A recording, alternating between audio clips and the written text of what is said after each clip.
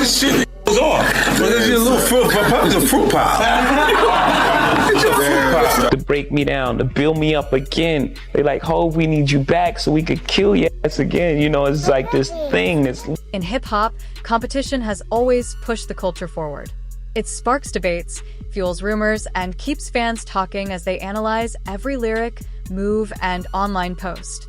These face-offs do more than entertain. They help shape the direction of the entire music scene. Now, attention is turning to two major names. Jay-Z and 50 Cent. Tension between them appears to be rising again. What began as subtle signals and low-key comments has slowly grown into something much bigger, catching the interest of fans, critics, and people inside the industry. Quiet talk has turned into open discussion, and that discussion is gaining speed. At this point, the hip-hop world is fully tuned in, watching closely to see how this situation develops and what it could mean for the future of the culture. Saying that you knew someone that went through Jimmy Hinchman proffer agreement for a drug case. And the proffer agreement revealed that Jimmy Hinchman, he could have walked away if he would have given up Diddy. What you mean by that? Well, what happened is that they had 9 different sessions with Jimmy Hinchman regarding his proffer agreement. So that means the feds went in there 9 different times to talk to him. And in those sessions, they asked him, what do you know about Sean Puffy Combs or Sean Diddy Combs? I don't think it was Puffy at that time. It wasn't Diddy at the time. But what do you know about Sean John Puffy Combs having sex with underage boys? And you got to realize, and people never think about this, that Jimmy and his brother,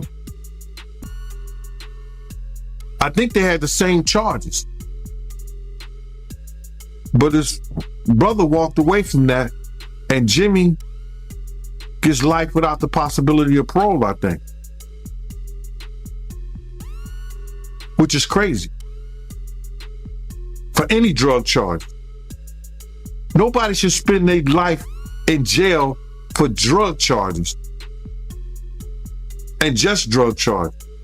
But I think they try to tie him to some murders or something like that. I don't know that to be for sure. But he shouldn't spend his life in jail for no drug charges. Not at all. So, but they was gonna let him walk. If he'd probably had to for that proffer agreement, they probably let him walk. If he had any information regarding Puff having sex with underage boys. That the feds asked him in 2011. In 2011, brother. So what did the feds know? Because the feds not coming there unless somebody made a report or somebody made some allegations against Puff in 2011 to ask a friend of his, Jimmy Hinchman, what do you know about that? But for them to ask him about that, it had to be more than a rumor. Somebody made a complaint somewhere. And the feds got hold to that complaint. Now they're going to investigate that complaint when they get people under the barrel, like they had Jimmy Hinchman. That's why they asked him. If he did know information, right, why you think he didn't tell?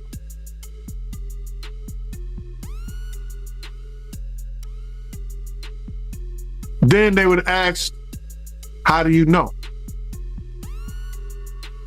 And then it comes into play, whereas that if you know of anybody that's endangering the welfare of a child, and you see that, and you don't report it, you're just as guilty as the person who does it. Some people brush off 50 Cent's remarks as just his usual dry, cutting humor. But it's clear there's more going on beneath the surface. The tension feels deeper than playful talk and points to a long-running rivalry with real history behind it. Over the years, 50 has repeatedly brought up his issues with Jay-Z, making it clear that their past isn't based on friendly jokes. He has even mentioned a moment backstage at the American Music Awards where Jay allegedly made a brief but dismissive comment that stuck with him. Despite Jay-Z's enormous influence, lasting success, and strong standing in the industry, 50's pointed comments continue to break through and spark heated discussions among fans and industry voices. Now, many are wondering what truly drives these repeated remarks. Are they coming from real frustration, a competitive mindset, or simply 50 Cent's talent for keeping attention on himself and staying relevant in hip-hop conversations? I just want to say, I know a lot of people want to hear these stories and everything like that, because this is stuff that happened back in the day. And then maybe that if they knew there was going to ever be a YouTube, or they knew there was going to ever be social media, a lot of the stuff probably wouldn't have got played out like it did. But things happen, and these are just stories from the past. I would like to use that as, what you call that, just to clear the facts up what's going on. But it all started, we was in Atlanta. And this story starts when I'm with Puff, and he's in exotic bookstores, and he's doing shopping, right? He's shopping, getting his stuff and everything like that. So, you know, this is the first time I was ever in an exotic bookstore with Puff. So, you know, I'm giving him his space. He's taking things off the shelves and stuff like that, because they gave him a brown paper bag. When they gave him a brown paper bag, he was just putting stuff in there. So I said, damn, you know, he got to go put it on the counter and, you know, show everybody what he's getting. So as he going, I'm just looking at the places where he picking stuff from. So there's one part he picked up some things from up here on my left side. And then he picked like quite a few of them down. I'm like, okay. He put them in the bag. So when I went by there and I looked up there, and it said butt plugs. And I was like, hey, yo. I was messing with him. Because people don't understand, you know, we was like friends. He was a part of the same gang. So I'm still gonna tease him. I'm still gonna mess with him and everything like that. I could do that. It wasn't just no security thing. So I say, yo, what are you getting this for? And it said butt plugs, and he was like, yo, can I do my shopping by myself? I said, yeah, you could do it by yourself, brother. And he started walking and everything like that. So when he got I just waited at the counter. So when he got to the counter, he didn't even have to show the guy nothing. He just gave the guy a wad of money. I mean, like, he gave the guy a stack, something like this. And Puff wasn't the dude that carried no 20s and no 50s and nothing like that. And I mean, like, he just said, boom. And we walked out the store. So we had to leave Atlanta and go to North Carolina for a show. You understand? And it was him, this rapper, Sarah, and this other girl. One of the most talked about moments in Jay-Z's career is his very public split from Dame Dash, the partner who helped build Rockefeller Records and define a major era in hip-hop. Their breakup became a major turning point, not just for the label, but for the industry as a whole, and it sparked years of debate. Many people have argued over what that split says about ambition, loyalty, and the challenges that come with success. Jay-Z's climb to worldwide influence stands as one of hip-hop's greatest success stories. At the same time, the choices he made along the way continue to raise questions. Some see those moves as smart decisions made to grow and survive in a tough business. Others see them as painful separations that show how fame and opportunity can strain even the strongest partnerships when bigger goals come into play. I got on a G5 jet, and we flew to G4 jet, and we flew to North Carolina. So later on that, I think that afternoon, same day, this rapper and him, they all in the room together. You know, it's Sarah, the girl, Puff, and this dude, this rapper. So I'm hearing at the door and stuff like that, like, yeah. So then next thing you know, somebody rang the doorbell. We had the presidential suite where we was at. So I opened the door, and the dude said, yo, I'm here for my cousin. I said, who your cousin? And he said, Ja Rule. I said, well, he busy right now.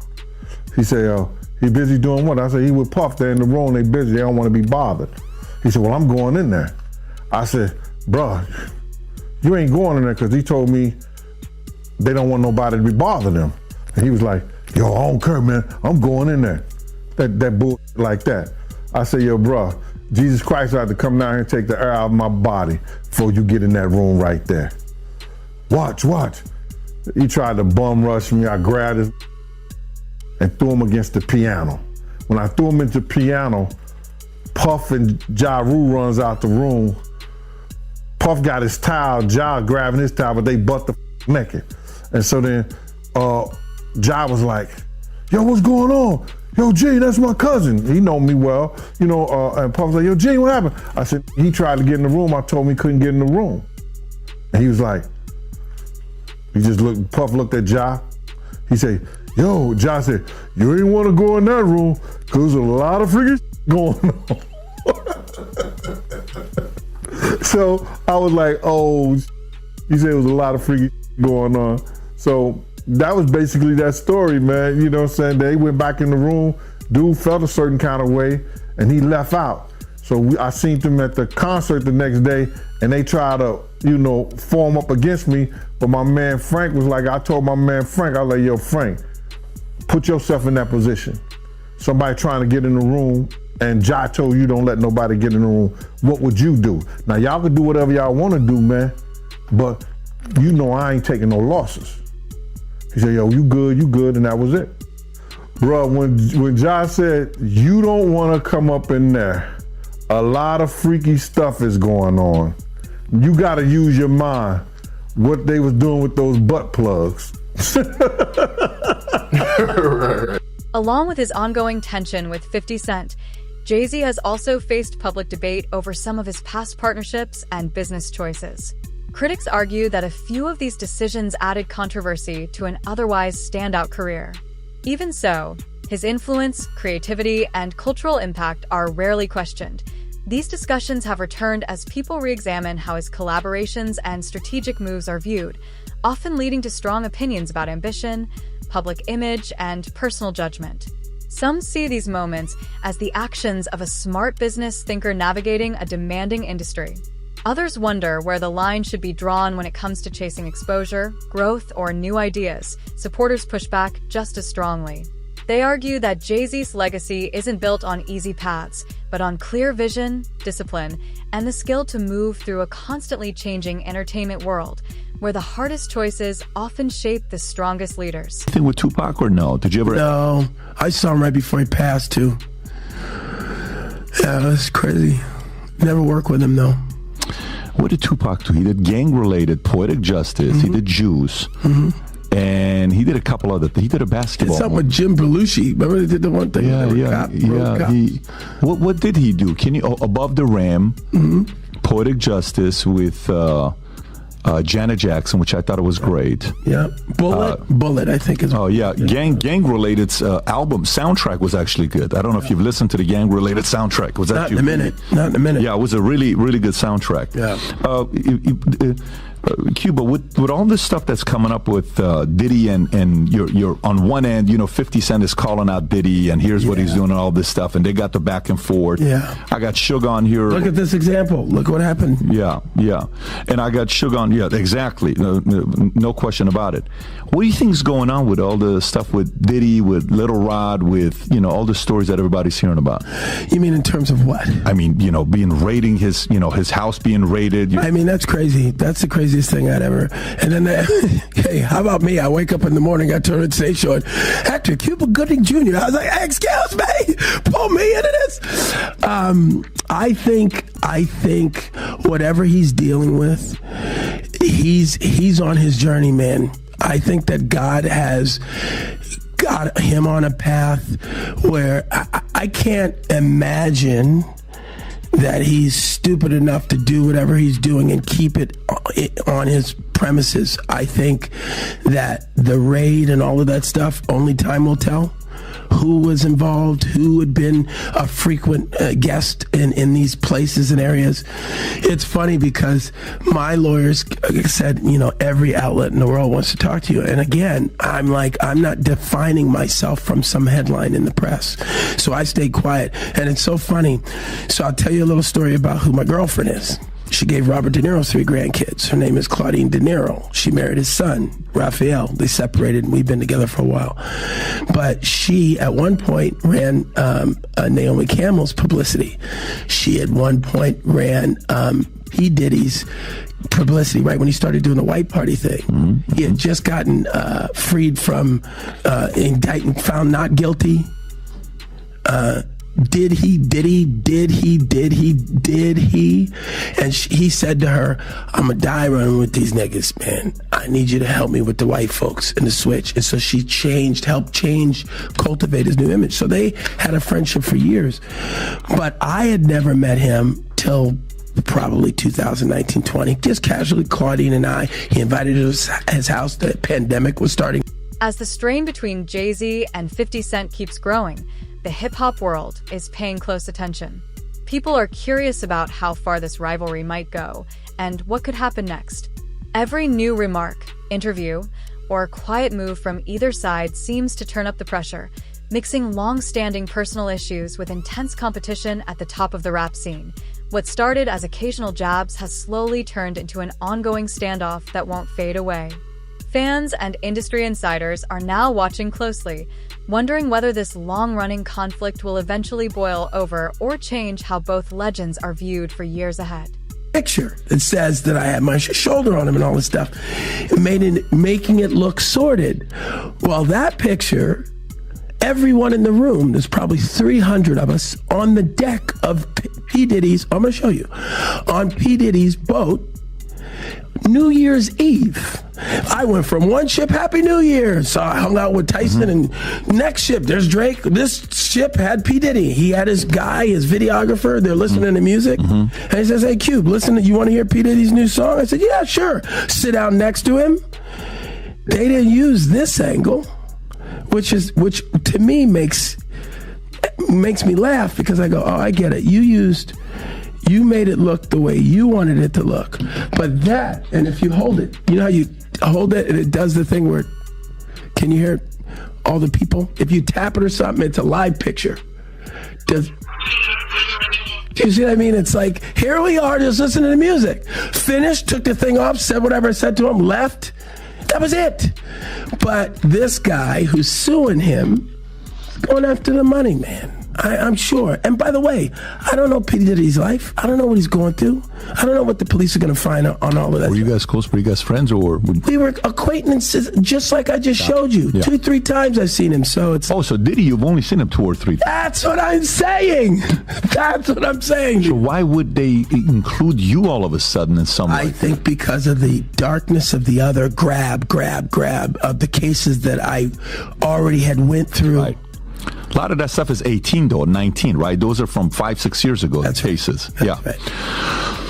And that was that at the peak of the Me Too movement, or was that pre-Me Too movement? That's right. Is Me that's Too right movement, when it kicked off. Yeah, right. That was crazy. Yeah. So it's going to be interesting to see what happens with Diddy. Oh, 100%. Yeah. 100%. But I did not know that you guys only hung out 2 or 3 times. That's it, man. And 50 was with you for your 56th birthday. I think you guys were hanging out together in Miami. Yeah, because we were in St. Bart's on that boat. But then in Miami, which is where I run around now, of course, I ran into 50, and he was promoting his champagne. I've seen Drake 100 times around town. He loves Miami.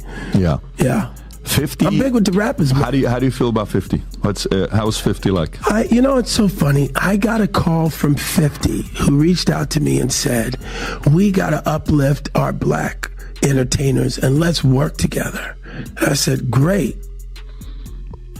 So we'll see, I try not to voice any of my opinion when it comes to the rap songs, because just like everybody else, I'm into that music, man. Are you following the Lamar and Drake thing? No, I just heard about that. Yeah, you got it. I mean, that's like a whole... Somebody just got shot today outside of Drake's house. I heard. Did you see that? I heard. So, I mean, it's like drive-by shooting in a gated community. I mean, that sounds a little crazy. Yeah, Drake's security guard seriously injured in shooting at Toronto's mansion. Guard was shot inside Drake's home and had A big reason this feud keeps drawing attention is how 50 Cent often challenges Jay-Z's public image and long-term reputation.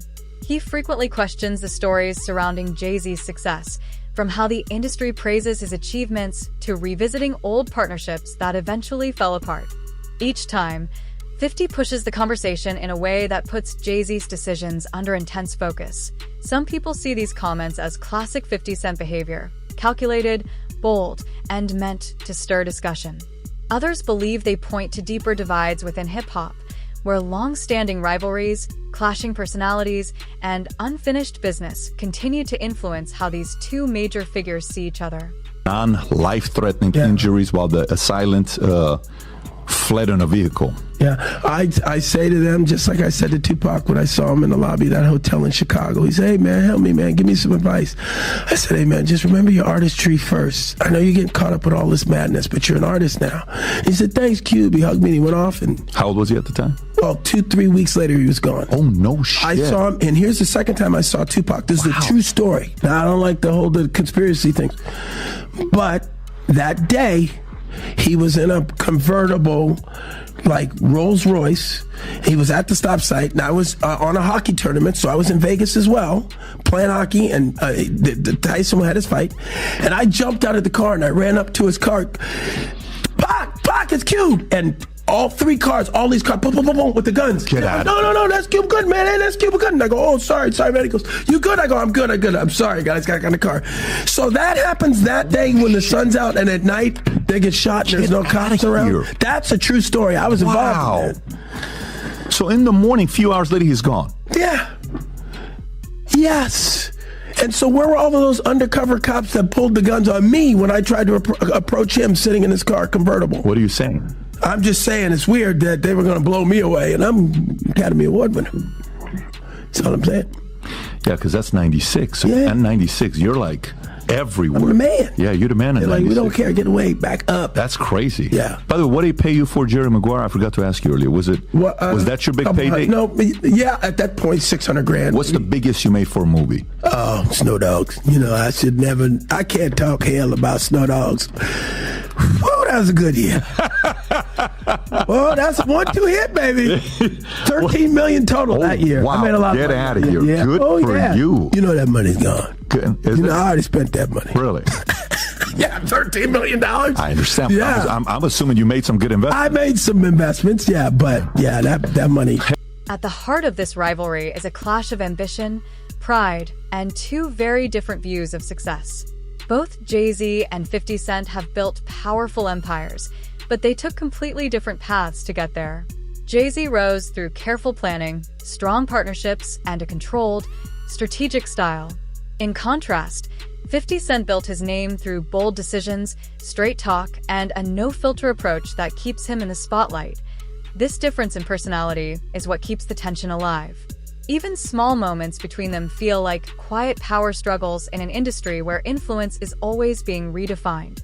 Beneath the public back and forth are bigger questions about what truly defines greatness in hip-hop.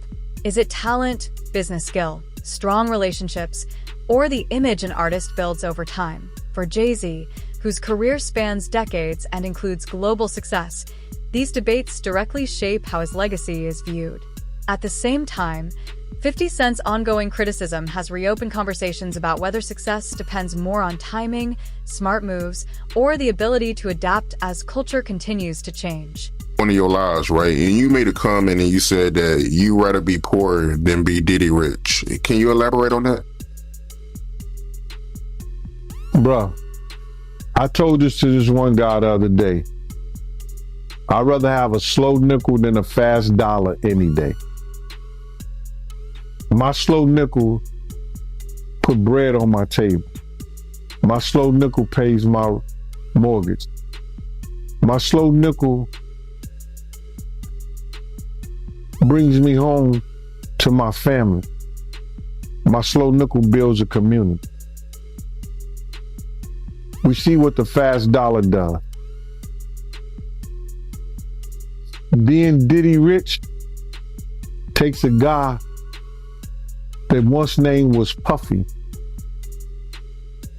that after every tragedy he had in his life, he had to change his name. Puffy, Puff Daddy, Diddy, Brother Love, Love. Puffy, from the DC tragedy, went to when those kids was trampled over. I think 1 or 2 kids died at a function in DC that he gave. Puffy. City College. Puff Daddy. Diddy. Biggie. He comes named to Diddy.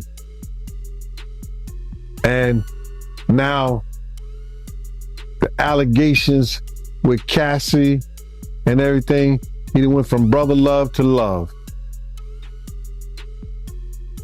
Being Diddy rich have you thinking you something that you're not. That you greater than what you're supposed to be and the people around you. When I say I'd rather be my poor, with my peace of mind, with my own thoughts, my own community, my own love, with my family, than to be so rich that I'm thinking I'm something that I'm not. That's what they do, bro. Look how many times, what was that? You ever go to a club, it's a big shootout, and it was the Mirage, and then you come back 2 weeks later, now it's the Zone. They changed their name. Looking at the rivalry from the other side, some people believe 50 Cent's steady focus on Jay-Z may also point to his own frustrations with how influence and legacy are judged in hip-hop.